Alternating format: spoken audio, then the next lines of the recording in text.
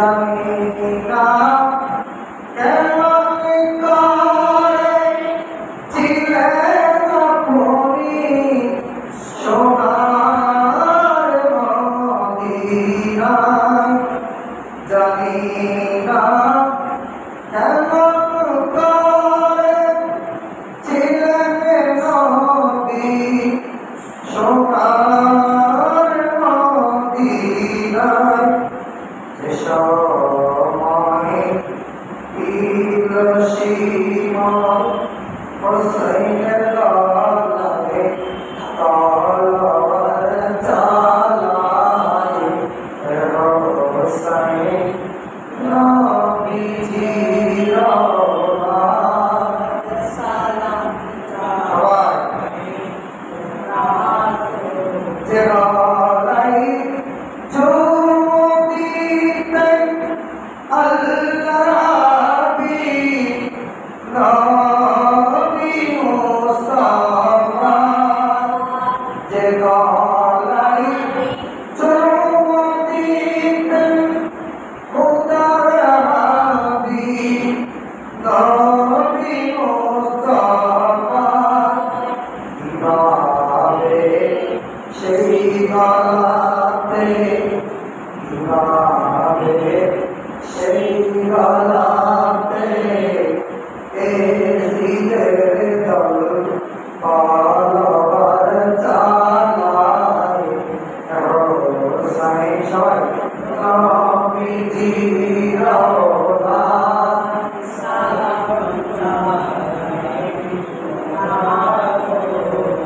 যে মাতাই হাতি বলিয়ে পড়াতেন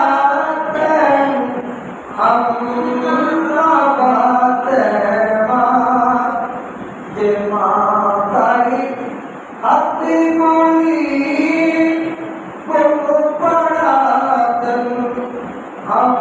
আল্লাহ ফাতেমা। কিভাবে সেই মাতাকে, কিভাবে সেই মাতাকে নীল তারা তীরের আগায়, হোসেন নবীজির আওলাদ সালাম জানাই। 6 মাসের দুধ শিশু আলিয়াসগর কাতর পানি পিপাসায়, 6 মাসের দুধ শিশু আলিয়াসগর কাতর পানি পিপাসায়। কিভাবে সেই গলাতে, কিভাবে সেই গলাতে তীর মারিল পানির বদলায়, হোসেন নবীজির আওলাদ সালাম জানাই, সালাম জানাই।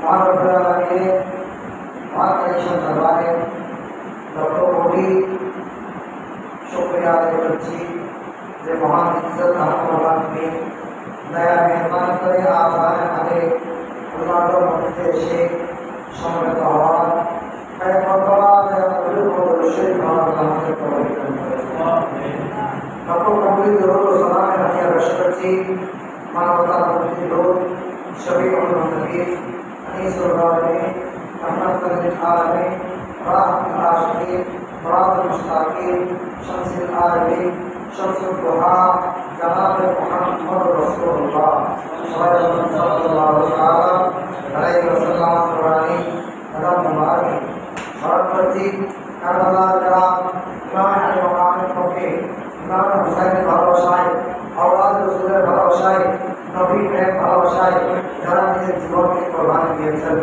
আল্লাহ ইমাম আলী মকামের 72 জন ইকাবা শাহাদাতের বিনিময়ে আল্লাহ আমাদের সকলের জীবনের গুনাহ মাফ করে দিন। আমিন। রব্বুল আলামিন কোরআন কারীমের মধ্যে ইরশাদ করতেছেন, ওয়ালা তাহসাবান্নাল্লাযীনা কুতিলু ফি সাবিলিল্লাহি আমওয়াতা বাল আহয়াউ ইনদা রাব্বিহিম يرزقون. قال النبي صلى الله تعالى عليه وسلم الحسن والحسين سيدا شباب أهل الجنة. وكما قال النبي صلى الله تعالى عليه وسلم قال النبي صلى الله تعالى عليه وسلم من أحبهما فقد أحبني ومن أبغضهما فقد أبغضني. أو كما قال النبي صلى الله تعالى عليه وسلم. رب العالمين উপর শুকরিয়া আদায় করতেছি, দেশের নাজুক পরিস্থিতির মধ্যেও আমাদেরকে জুমার নামাজ আদায় করার মতো পবিত্র করেছেন। আমি গত জুমাতে মুসলিম আখের পর্যন্ত আলোচনা করছিলাম। আজকে আলোচনা হবে ইমাম হাসান, যার সম্পর্কে মসজিদে তকলিয়ে মাহফিলে খুবই আলোচনা কম হয়। ইমাম হাসান রাদিয়াল্লাহু তাআলা তাকে কিভাবে শহীদ করা হলো এগুলো আমাদের জানা দরকার আছে। এখন তারা মনে করেন আর বাইকের বাবার সাথে কি ঘটনা ঘটেছে, তারা আমার ভিতরে গিয়ে একটা নিয়ে মনে করতেছে শিয়া এরাই ইমাম হুসাইন ইমামে হযরত ইমাম হাসান রাদিয়াল্লাহু তাআলা শহীদ করেছে। এটা আমি প্রমাণ করব। হযরত সিদ্দিক আকবর রাদিয়াল্লাহু তাআলা ওনার খেলাফত আমি বাংলা করে রেখে দিলাম। ওনার খেলাফত আমার হচ্ছে 8 বছর। হযরত সিনা ওমর বিন খাত্তাব ওনার খেলাফতের আমার হচ্ছে 10 বছর।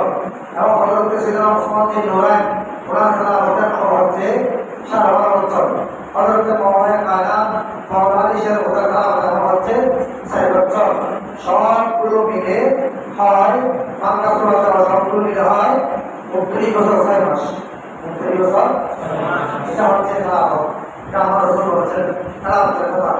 আমার 30 বছর খেলাফত চলবে আর এরপর থেকে বড় হয়ে চলে আসবে। এটা আমার রাসূলের ভবিষ্যৎবাণী। এটাকে ভবিষ্যৎবাণী মানে এটাকে বলা হয় আল্লাহর আয়াত। আমার নবীর আল্লাহর আয়াত আছে, এটা অস্বীকার করলে কোরআন শরীফকে অস্বীকার করা হবে। কোরআন শরীফকে অস্বীকার করা হবে। আমার নবী যেখানে যেখানে ইন্না আরসালনাকা শাহিদান ওয়া মুবাশশিরান ওয়া নাযীরা সুবহানাল্লাহ। ইমাম হযরত যখন হযরত মাওলানা কায়নাত মাওলানা আলীশের ওনার শাহাদাত বরণ করলেন, উনি শাহাদাত বরণ করেছেন।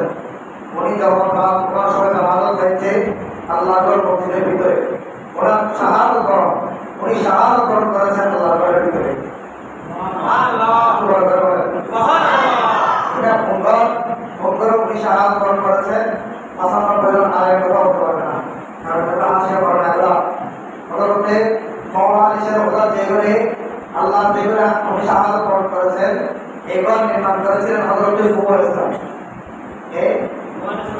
হযরত নূহ আলাইহিস সালাম উনি এবার ইমাম ছিলেন। কুফার জমিনে এটা হযরত সিরাজ হযরত মাওলানা কায়নাত মাওলানা আলীশের ওনার শহীদ হয়ে গেল। ওনার জন্য আমি করতেছি না, যেহেতু সাতটা আমরা একসাথে নিই ইনশাআল্লাহ আমরা করবো। জন্য এগুলো রাখলাম, এগুলো রেখে সোজা চলে যাচ্ছি। মদিনাবাসীরা সবাই করতেছে তোমরা কি করো, আমরা আল্লাহ রাসূল ছাড়া আর কাউকে মসজিদে বসতে দেব না। সবাই মিলে তারা মাওলানা কায়নাত মাওলানা আলীশের উদাহরণটাকে হযরত ইমাম হাসানকে মসজিদে বসাই দিলেন। উনি 6 মাসের বাচ্চা উনি মাত্র অল্প বয়সের ছেলে, মাত্র 20 বছর ওনার বয়স। এই বয়সের মধ্যে খেলাফত পরিচালনা করার জন্য রাষ্ট্রপ্রধান হিসেবে ওনাকে নির্ধারণ করা হলো। ওখানে ওনাকে কি করে দিলেন, বসাই দিলেন। উনি বলতেছে আমি তো এগুলো কখনো আমি তো কল্পনা করি নাই আমি কিভাবে এটা চালাবো, বলে এটা আল্লাহ এবং আল্লাহ রাসূলের পক্ষ থেকে আপনাকে পরিচালনা করার ক্ষমতা দান করবে। আল্লাহ এবং রাসূলের পক্ষ থেকে আপনার বলবে আপনাকে চিন্তা করতে হবে না। এ সময় কুফা এবং বসরা গভর্নর ছিল হযরত সিরা আমির মুআবিয়া রাদিয়াল্লাহু আনহু। মক্কা শরীফ মদিনা শরীফের গভর্নর ছিল হযরত ইমাম হাসান রাদিয়াল্লাহু আনহু। একদিন যখন গ্রামে আলিমরা উনি যখন শাহাদাত বরণ করলেন, শাহাদাত বরণ করার পরে হযরত আমির মুআবিয়া রাদিয়াল্লাহু আনহু সুন্দর ভাষায় একটা চিঠি লিখতেছেন। তার কাছে ইমাম হাসানের কাছে চিঠি লিখতেছেন, সাইয়্যিদি সালাদি, দেখেন শব্দ ব্যবহার করতেছেন তোমরা আজকে যারা আমির মুআবিয়া রাদিয়াল্লাহু আনহুকে গালি দিচ্ছ, ও বিয়াদবের দর্শক, ইমাম হাসানের কাছে চিঠি লিখতেছেন, সাইয়্যিদি সালাদি আওলাদ রাসূল, আপনি শাবাবে আহলে জান্নাহ, আপনার কদম আমাদের মাথার উপর শিরোধার্য। এর হুসাইন ইমাম আলী মাকাম ইমাম হাসান, আমি আপনাকে দাওয়াত দিচ্ছি, আপনার যদি সুযোগ হয় আপনি একবার কুফা এবং বসরার জমিনে আসবেন। আর আসাটা আপনার খুবই জরুরি, এখানে আসা আপনার খুবই জরুরি। আমি কুফা এবং বসরাবাসীদেরকে আপনার সাথে পরিচয় করিয়ে দিতে চাই।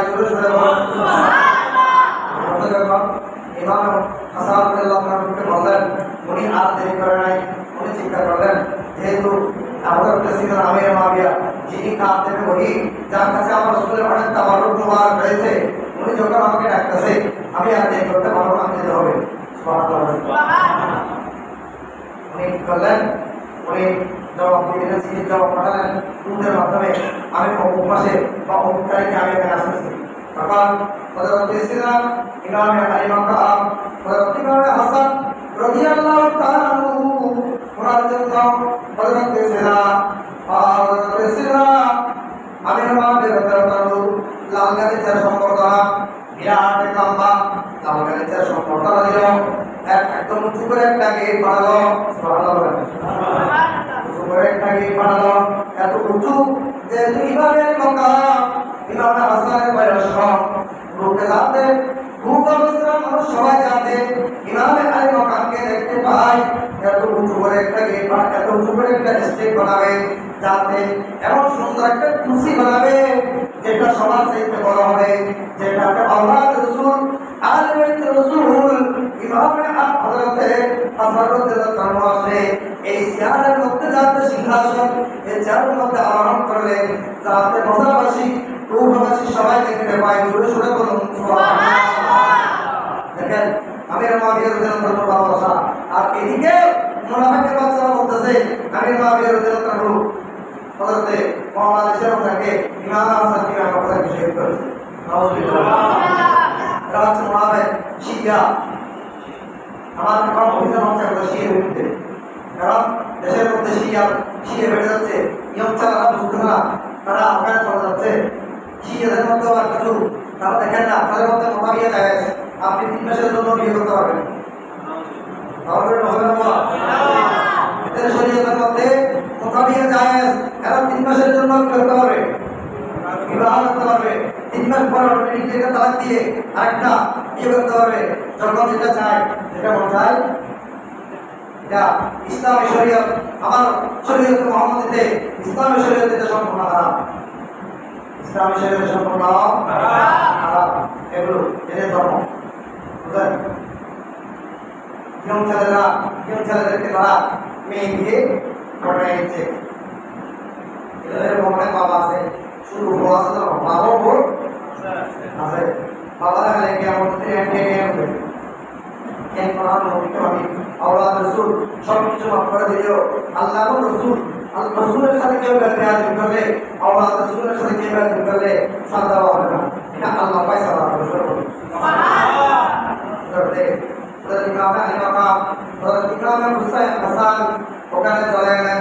ওখানে চলে যাওয়ার পরে আস্তে আস্তে যাচ্ছেন, ওখানে যখন পৌঁছে গেলেন দেখতেছি বিরাট লোকের চান সম্বর্ধনা ইমাম হযরত হাসানের জন্য ব্যবস্থা করেছে।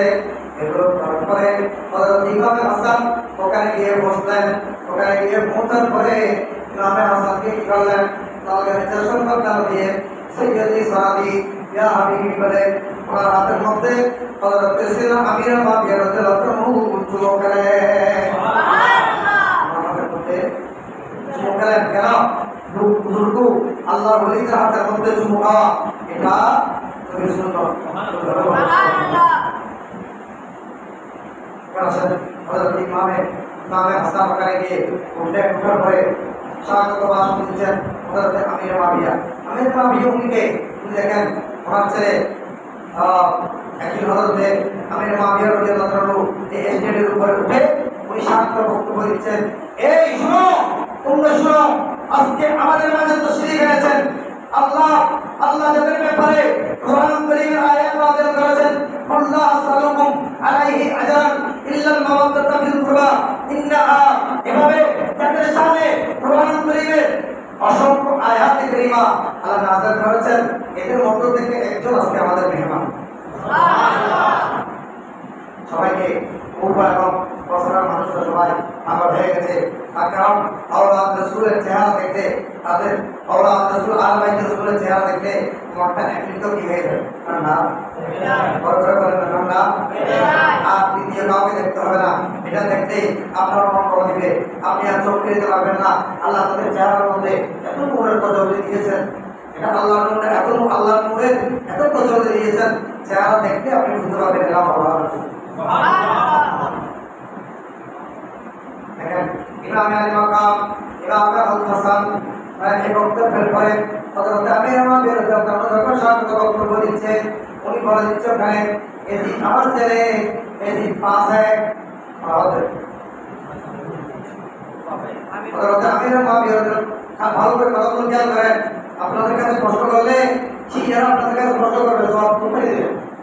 এখন এটা শিয়া কোন ইজম থেকে এটা বলতে আমি এসি থেকে দিচ্ছেন, সিডি তারিখ করে দিচ্ছেন, উনি একটা দলিল করে নিয়ে আসবেন, উনি কাগজের মাধ্যমে একটা চিঠি লিখে চিঠি লিখার পরে উনি একটা করে পড়ে শোনাচ্ছেন, সবাইকে বলতেছে এ আমার ভূভাগ বছরবাসী তোমরা শুনো, আমার ছেলে এজিদ লম্পট, আমার ছেলে লম্পট, সে একজন ভাষে সে লাতিওয়ালি বাংলাসাই, লাতিওয়ালি জানতেছে লাতিওয়ালি মেঘরাসাই, লাতিওয়ালি মদ খাই, যারা হোসাপুর খাবাবি, আমি তাকে কখনো ইসলামের খেলাফত তাকে দেব না, খেলাফত নয় তাকে ইসলামের তার কাছে আসতে দেব না, কারণ তার দ্বারা আমার প্যারা নবী রাহমাতুল লিল আলামিন বলেছেন তার দ্বারা ইসলামের মধ্যে কলঙ্ক হবে, তার দ্বারা ইসলামের মধ্যে কি হবে? কলঙ্ক হবে, তাকে আসতে দেওয়া হবে না, সে কাছে বিষয় এখানে কাছেও আসতে পারবে না। কথা বলার পরে হযরত ইসলাম আমির মাবিয়া তারিখভাবে দলিল করে জাহানে কারবালা একটা কিতাব আছে, এটার মধ্যে সম্পূর্ণ আমির মাবিয়া হস্তলাগার এই দলিল সহ উঠে দিয়েছে। লিখে দিয়েছেন, লিখে দেওয়ার পরে হযরত ইমামে হাসানকে এটা বুঝিয়েছিলেন। প্রত্যেকটা কথা মাথায় রাখবেন, পৃথিবীর প্রত্যেকটা জায়গার মধ্যে কিছু না কিছু মুনাফিক থাকবে, থাকবে না? প্রত্যেক জায়গার মধ্যে আপনার 5 জন লোকের একজন মুনাফিক থাকবে, এটা হচ্ছে কাজ। এখান থেকে একজন মুনাফিক খবর পাঠায় ইয়াজিদের কাছে, ওয়া ইন্না কথা দিয়ে কিন্তু একটু ধরা ওর বাবা বেটি দিয়ে দে ওরা রাসূল দিই তুমি না কেটে দিয়ে তোমার যাও আর তোমার সব কিছু লিখে হযরত তোমার পাঠাও হযরত ইসলাম আমির মাবিয়া রাদিয়াল্লাহু আনহু সব কিছু ইমামে আরশে মাকাম ইমামে হাসান আলাইহিস সালামের হাতে সব কিছু অর্পণ করে দিয়েছে। এই মক্কা শরীফ মদিনা শরীফ বছর বছর সারা পৃথিবীর গভর্নরগিরি আপনার লিখভাবে হযরত ইসলাম আমির মাবিয়া রাদিয়াল্লাহু আনহুকে আমির মাবিয়া রাদিয়াল্লাহু আনহু হযরত ইমাম হাসানকে লিখে দিয়েছে। সুবহানাল্লাহ। এবারে যখন কথা জানতে পারলো যে বলতেছে কোনো অসুবিধা নেই, আমার তো বিভিন্ন কৌশল আছে, কারণ কৌশল করে কৌশল হচ্ছে মুনাফিকের কাজ, কৌশল অবলম্বন করে এটা হচ্ছে মুনাফিকের কাজ, এটা হচ্ছে শয়তানের কাজ। কৌশল মানে কৌশল ভিতরে এক কৌশল হলো তাবিকা পূর্ব কৌশল যেটা শয়তানের সাথে হয়, এক কৌশল ইসলামের পক্ষে এক ইসলামের পক্ষে যদি এই কৌশল হয়, এই কৌশল আপনাকে জন্ম দিয়ে দেবে। কৌশল বুঝতে এখন এই কি করলো, এই এখন হযরত সিরা আমির মুআবিয়া রাদিয়াল্লাহু দলিল করে দিয়ে উনি টাকা করলেন। সবাই বলুন ইন্না লিল্লাহি ওয়া ইন্না ইলাইহি রাজিউন। আমির মুআবিয়া রাদিয়াল্লাহু এই জিকির তিনবার পেয়েছে। বাবা কিতাবের মধ্যে আছে তিনবার পেয়েছে। কেন তিনবার ওনাকে পেয়েছে? একদিন ধরা গেছে নিয়ে আরেকদিন বাথরুম দিয়ে ধরা গেছে। এভাবে ওনাকে তিনবার পেয়েছে। ছেলে যদি বাপ যদি ছেলেকে শাসন করে এরপরও যদি ছেলে না শুধরায়, সেই জন্য কি আপনি বাবাকে দায়ী করতে পারবেন? বলেন না আপনারা বাবাকে দায়ী করতে পারবেন? ইসলামী শরীয়ত মোতাবেক ছেলে যতক্ষণ পর্যন্ত না বালক থাকবে ততক্ষণ পর্যন্ত বাবার বরাবর হবে। ছেলে যখন বালক হয়ে যাবে তখন ছেলের দায়িত্ব বাবার করবে। এই মশলা বুঝে নিবেন। মশলা যাক, এখন কি করলো? ইমাম হোসেনকে তো ইমাম হাসান দিকে সব কিছু যখন দিয়ে দিল, এখন সে কি করতেছে? একটা কৌশল করতেছে। বলে কিভাবে আমি হাসানের পরিবারের যে কোনো একজনের সাথে আমার সম্পর্ক করতে হবে, কারণ আমাকে মারার জন্য আমার ভাইয়ের প্রয়োজন হবে। রাত্রে 2টার সময় এসে আমাকে যদি কেউ ডাকে আমি দরজা খুলবো না। কেউ ডাকতে দরজা খুলবো না যদি সে আমার আপনজন না হয়। যদি সে আমার আপনজন না হয় আমি দরজা খুলবো না। আপনজন, কারণ আপনাকে মারার জন্য কে লিখবে? কি লাগবে? আপনজন লাগবে। এখন দেখেন হযরতে ইমাম হাসান রাদিয়াল্লাহু আনহুকে ওনার স্ত্রী অন্য নাম হচ্ছে যাদের সাথে সেই কৌশলে ওনার সাথে একটা সম্পর্ক তৈরি করলো। ভালো করে বুঝবেন, সম্পর্ক তৈরি করলো। তৈরি করার পরে যাদের সাথে তার যারা এক খাদেমা ছিল, ও চিঠি প্রতিদিন নিয়ে যেত, ও এজিদের কাছ থেকে একটা চিঠি নিয়ে আসতো। এভাবে চলতেছে অনেকদিন পরে এজিদের স্ত্রী বলতেছেন, হযরত ইমাম হাসানের স্ত্রী বলতেছে, আমার এখানে ভালো লাগতেছে না, আমার এখানে আমার শান্তি লাগতেছে না, তুমি আমাকে তাড়াতাড়ি নিয়ে যাও, তুমি আমাকে বিয়ে করো, আমি ইমাম হাসানকে তালাক দেবো। জোরে বলুন দেখেন যে আল্লাহ রাসূল পেয়েও খুশি নয়, আল্লাহ রাসূল পেয়েও খুশি নয়, পৃথিবীতে সে তাকে কেন খুশি করতে পারবে? দেখেন তার শেষ পরিণতি কি হচ্ছে। এখন বলতেছে ঠিক আছে তোমাকে আমি বিয়ে করবো, এটা 100%, ঠিক আছে তুমি একটা কাজ করো। কি বলে? সকাল থেকে সন্ধ্যা পর্যন্ত, রাত পর্যন্ত ইমাম হাসান কি কি কাজ করে তুমি আমার কাছে একটা লিস্টি পাঠাও। বউ একটা লিস্টি দিল। ইমাম হাসান এশারের নামাজের পরে রাত 10টার সময় ঘুমিয়ে যায়। যখন তাহাজ্জুদের ওয়াক্ত হয় উনি ঘুম থেকে উঠে যান, তাহাজ্জুদের নামাজ পড়েন। তাহাজ্জুদের নামাজের সময় উনি পায়খানা করেন। সুবহানাল্লাহ। তাহাজ্জুদের ওয়াক্তের সময় কি করেন? পায়খানা করেন। এভাবে তাহাজ্জুদের ওয়াক্তে যখন শেষ হয়ে যায় উনি কি করেন? বিভিন্ন তাসবিহ তাহলিল করেন। আযান দিলে মসজিদে চলে যান, ঘর থেকে সুন্নত পড়েন। ঘর থেকে বিশেষ করে ফজরের নামাজের সময় ঘর থেকে সুন্নত পড়ে আসা একটা বিশুদ্ধ। মাথা রাখবেন, ফজরের নামাজের সময় বিশেষ করে ঘর থেকে সুন্নত পড়ে আসা বেশি উত্তম। এখন ইমামে আলী মাকাম এর ফজরতে ইমাম হাসানের কিস্তি দিচ্ছে। আযান যখন হয়ে যায় সুন্নত করে মসজিদে গিয়ে ফজরের নামাজ পড়াই। ফজরের নামাজ পড়ানোর পরে উনি বসে থাকেন মুসাল্লার মধ্যে। এশারের নামাজ পড়ে ওনার আব্বা জানান মাজার শরীফ মাজার শরীফ জিয়ারত করান। জিয়ারতের পরে আমার এখানে আসেন, আমি খানাপিনা পাকিয়ে ওনাকে খানাপিনা দিয়ে দিই। উনি ওগুলো নিয়ে রাজপ্রসাদে চলে যান।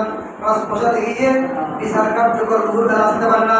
জোহরের নামাজ মসজিদে নববীতে হয় না, উনি আসতে পারেন না। আসরের নামাজ এসে পড়ান। এভাবে সারাদিনের যখন ফিরিস্তি দিয়ে দিল তখন যেহেতু বলে আমি কৌশল একটা পেয়ে গেছি, এখন তাকে বলছেন দাদা তুমি যদি সত্যিকার ভাবে আমাকে চাও, আমাকে পেতে চাও, তোমাকে একটা কাজ করতে হবে। বলে কি কাজ? বলে আমি তোমার জন্য কিছু বিষ পাঠাচ্ছি।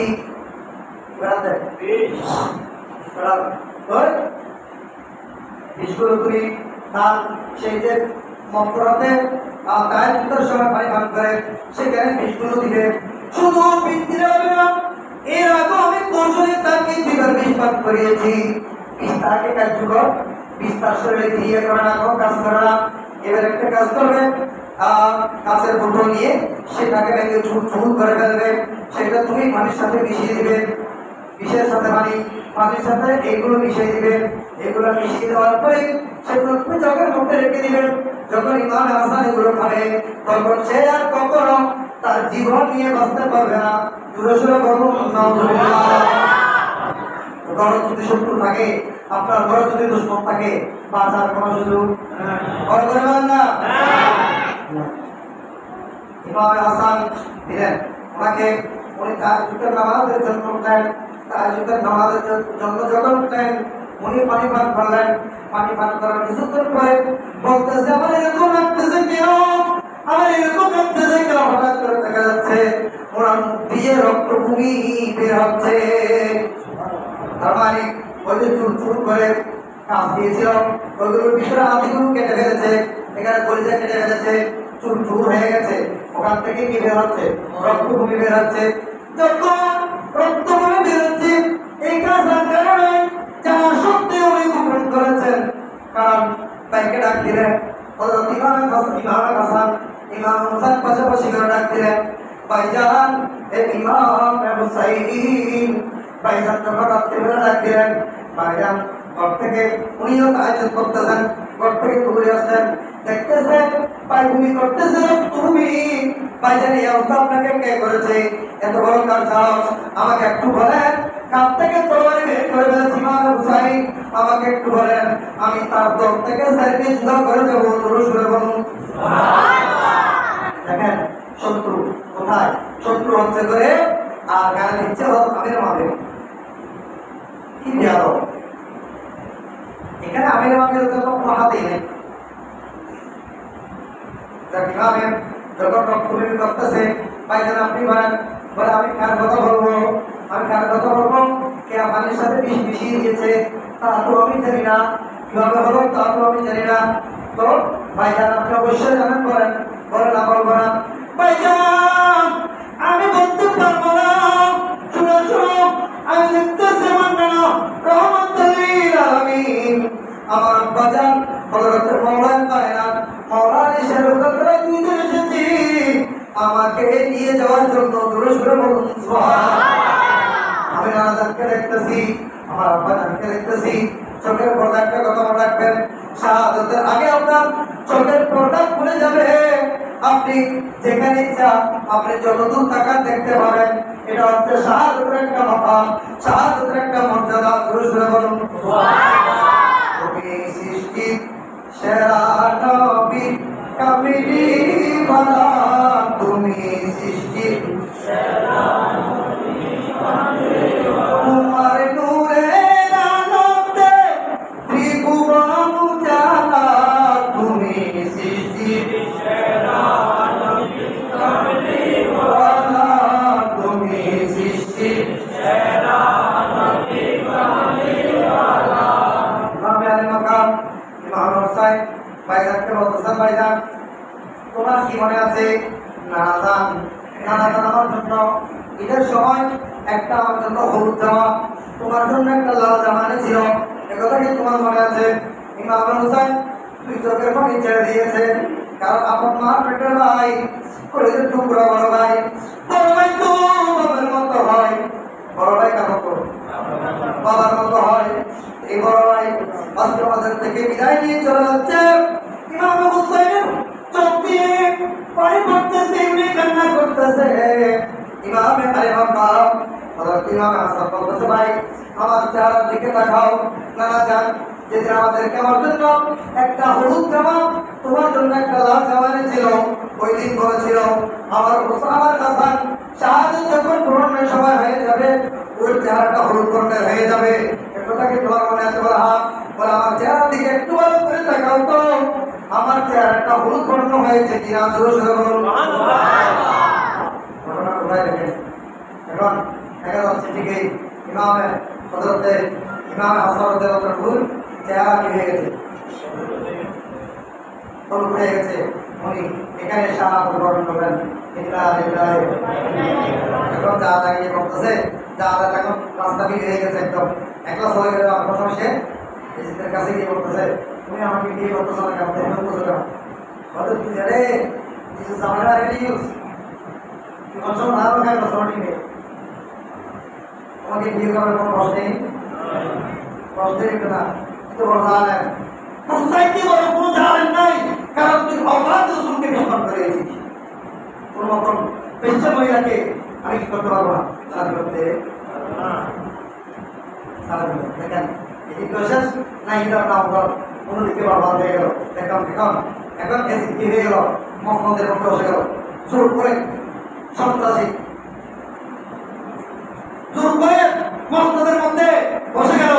বলতে গেলে এখন আমাদের এই সময় এই অবস্থা, এগুলো বলা যাচ্ছে না, যদিও বলি বা দিয়ে আবার নানা শুরু করি, কি অবস্থা বসে গেল।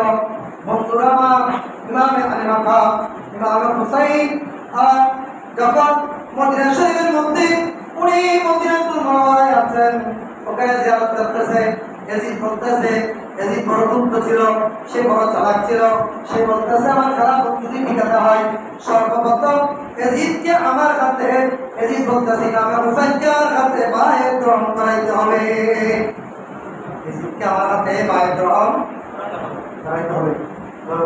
ইমাম তখন মদিনা শরীফের গভর্নর ছিল হযরত নোমান বিন বশীর, উনি আওলাদ রাসূলের প্রেমিক, আওলাদ রাসূলের ভক্ত, উনি সালাম পেশ করলেন, আপনি যদি দয়া করে একটু আমি আপনার কথা যেতাম, কারণ আমার এখানে তুমি আসিও, আমি তোমার ওখানে চলে যাচ্ছি। ওখানে গেলেন, নোমান বিন বশীরকে বললেন ইয়াজিদ আপনার পায়ে তলব করেছে, ইয়াজিদ আপনার পায়ে তলব করেছে। ইমাম হুসাইন বলে আমি যদি ইয়াজিদের হাতে বায়াত গ্রহণ করি কিয়ামত পর্যন্ত পাঁচ এক ফাজের দাড়ি থাকছে এগুলো তো বায়াত গ্রহণ করানো জায়েজ নেই।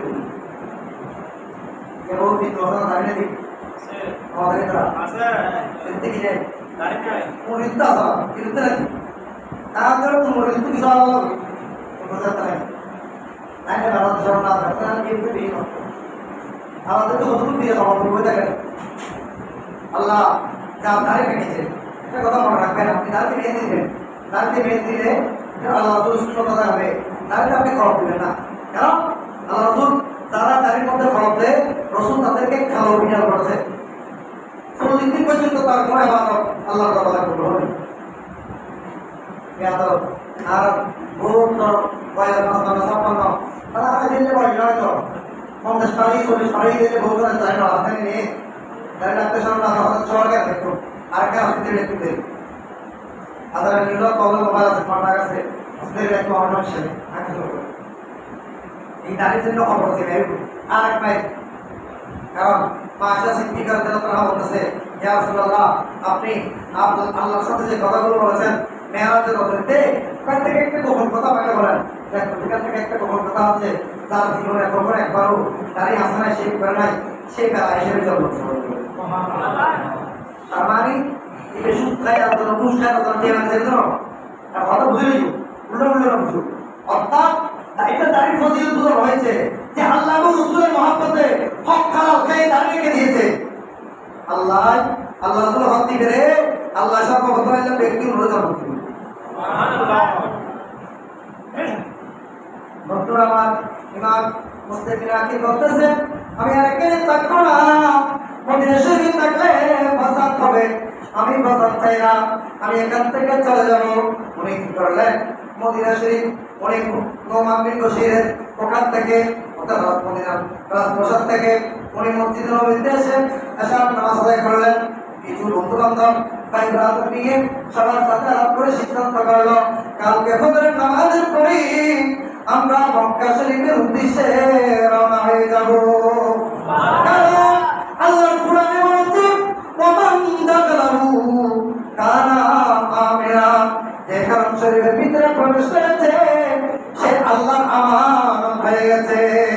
হারাম শরীফের ভিতরে পিঁপড়া মারা পর্যন্ত করেছে কি কি কি পিঁপড়া হয়তো বুঝতে পারছেন পিঁপড়া মারা নিষেধ, সুতরাং সেখানে আমাদের কেউ কিছু করতে পারবো না, আমরা চলে যাবো। ঠিক আছে চলে উনি ফজরের নামাজের পরে আম্মা জানের সর্বপ্রথম নানা জানের রওজার কাছে গেলেন। রওজার কাছে গিয়ে অজুদারে কান্না দিতে লাগলেন। ইমামে হাসান ইমামে হুসাইন উনি কাঁদতেছেন, নানা জান আমি মদিনা শরীফের পরিবারেতে বড় হয়েছি, আমি এখানে বড় হয়েছি। আজকে মদিনা শহর যে শহরে আমার জন্ম হয়েছে, এই শহর ছেড়ে আমাকে আজকে ইসলামকে ঠিক রাখার জন্য, কলঙ্ক মুক্ত করার জন্য, ফাসিক থেকে ইসলামকে বাঁচানোর জন্য আপনার হুসাইন এখান থেকে মদিনা শরীফ থেকে মক্কা শরীফের দিকে চলে যাচ্ছে। এই করে ইমামে নামাজের ওখানে গিয়ে জিয়ারত করতে করতে চোখের মধ্যে একটা ভাব চলে আসলো। তখন ইমামে হাসান যখন আমার প্রিয় নবীর মাজারে পাকে গিয়ে দাঁড়াতেন, আমার রাসূল নাকি মাজার শরীফ রওজা শরীফ থেকে পর্দা করে দিতেন, হাসান হুসাইনকে দেখা দিতেন। কারণ হুসাইন মিন্নি ওয়া আনা মিন হুসাইন, হুসাইন আমার থেকে, আমি নবী হুসাইন থেকে, হুসাইন আমাকে দেখবে, কিয়ামত পর্যন্ত দেখবে, হুসাইন তো আমি নবী দেখব। সুবহানাল্লাহ।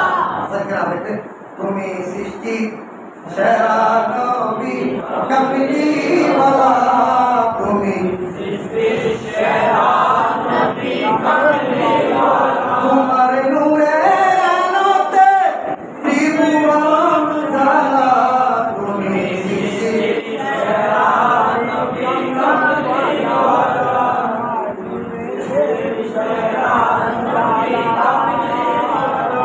সালাম কালামের পরে পর্দা উঠাই দিলাম।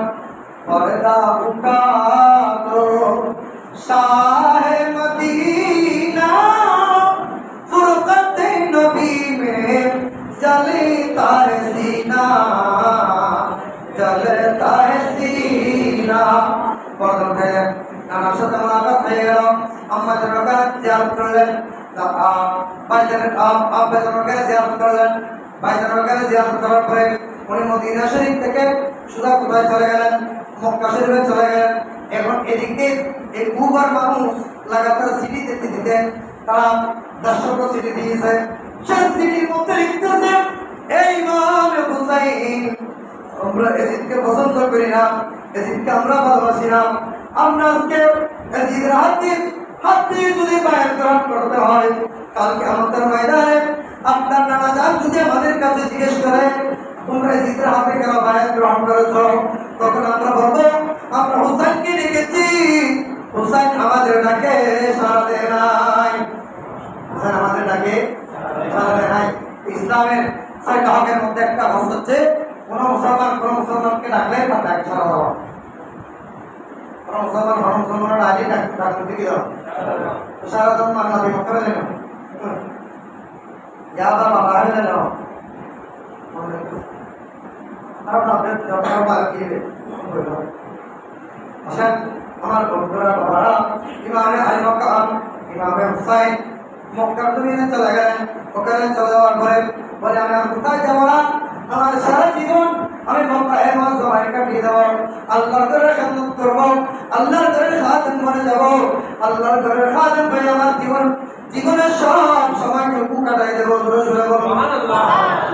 কারণ আল্লাহর ঘরে খাদেমের দাম সেটা আপনারা বুঝবেন না, কালকে আমাদের ময়দানে গেলে বুঝতে পারবেন আল্লাহর ঘরে খাদেমের দাম কতটুকু। জোরে জোরে বলো সুবহানাল্লাহ। হযরত বেলাল রাদিয়াল্লাহু আনহু সাহাবা জামান নবী 1 লক্ষ আর আমার লক্ষ নবী সাহাবী সবথেকে উল্লেখযোগ্য নামের ভিতরে সাইয়েদনা বেলাল হাবশীর নাম আগে আসে। সুবহানাল্লাহ। কি বেলাল আপনার নাম সিদ্দিক আকবর, আপনার নাম আগে কেন? ফারুক আযম আপনার নামে জিকির হয় কেন? ওসমান গনি আপনার নামে জিকির হয় কেন? মাওলানা আলী আপনার নামে জিকির হয় কেন? হযরত সাইয়েদনা বেলাল হাবশী আপনার নামে জিকির হয় কেন? এত আপনাকে মানুষ স্মরণ করে কেন? বলে আমরা তো বিদায় মুস্তাফা ছিলাম, আমাদের জীবন তো মুস্তাফার প্রেমে কোরবানি করেছি। সুবহানাল্লাহ। মুস্তাফার প্রেমে নিজেকে কোরবানি করে দিয়েছি, সেজন্য জাতি কিয়ামত পর্যন্ত আমাদেরকে স্মরণ করতেছে। আজকে নয় কিয়ামত পর্যন্ত জাতি আমাদেরকে স্মরণ করবে। শুধু আমাদের কোনো গুণগান, আমাদের কোনো জ্ঞানে, আমাদের কোনো কৃতিত্ব নাই, শুধু একটা মাত্র কৃতিত্ব, সেটা হচ্ছে আমরা অন্তর মধ্যস্থ দিয়ে আমাদের নিজের জীবন দিয়ে আমরা মুস্তাফাকে ভালোবাসি। নবীকে ভালোবাসলে গুনাহ মাফ হয়ে যায়। নবীকে ভালোবাসলে আল্লাহ গুনাহ মাফ করেন। যিকরুল আম্বিয়ায়ে হাদিসে পাকের মধ্যে রয়েছে যিকরুল আম্বিয়ায়ে ইবাদাতুন। আম্বিয়ায়ে কিরামের জিকির করা এটা হচ্ছে ইবাদত। একটা মানুষের কাছে দুইটা জিনিস থাকতে পারে না, যদি ইবাদত থাকে তার কাছে গুনাহ থাকবে না, গুনাহগুলো চলে যাবে। ইবাদতের কারণে গুনাহ চলে যাবে।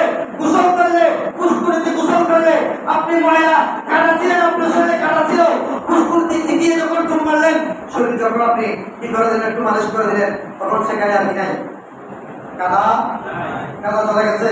এই জন্য গোসল করার কারণে, গোসল করলে যদি আপনার কাদা চলে যায়, আমার রহমতুল আলামিনের তাই আল্লাহ রহমতুল আলামিনের জিকির করলে জীবনের গুনাহ হয়ে যায়। এখন আপনি এখান থেকে বলে এখান থেকে মসজিদ থেকে বের হয়ে হুজুরকে কথা কই দেই রে আল্লাহ জিকির করলে না গুনাহ হবে, নবী জিকির করলে কি গুনাহ হবে, এত মসজিদ পার তো আয় যাবে তাহলে আমাকে আল্লাহ কুরআন কারীমের মধ্যে বলেছেন ওয়ালাউ আন্নাহুম ইয যালামু আনফুসাহুম জাউকা ফাস্তাগফিরুল্লাহ ওয়াস্তাগফারা লাহুমুর রাসূলু লাওয়াজাদুল্লাহ তাওয়াবার রহিমা। এটা কোরআনের আয়াত সূরা নিসার মধ্যে এই আয়াতগুলো আপনি তর্জমা করে দেখেন, ভালো করে পড়ে দেখেন। যদি আপনার বুঝে আসে আমার কাছে আসেন, আমি ঘরে আপনাকে ভালো করে ছাত্রদেরকে যেভাবে বুঝাই আপনাদের সেভাবে বুঝাই দিব। আল্লাহ আমাদেরকে আমল করার এভাবে ধারাবাহিক আলোচনা হবে এখান থেকে শুরু হয়েছে। এখানে তাই হযরত ইমামে হাসানের পিছনে শাহাদাতের পিছনে হযরত আমির মাবির রাদিয়াল্লাহু আনহু একটু সবাই বলেন সেই হলে আমার তো ভাব নাই, সেই হলে তো তুই বলতে পারো যদি ইমানদার হয়ে থাকো তুমি, তাহলে আপনারা বলেন এখানে আমির মাবির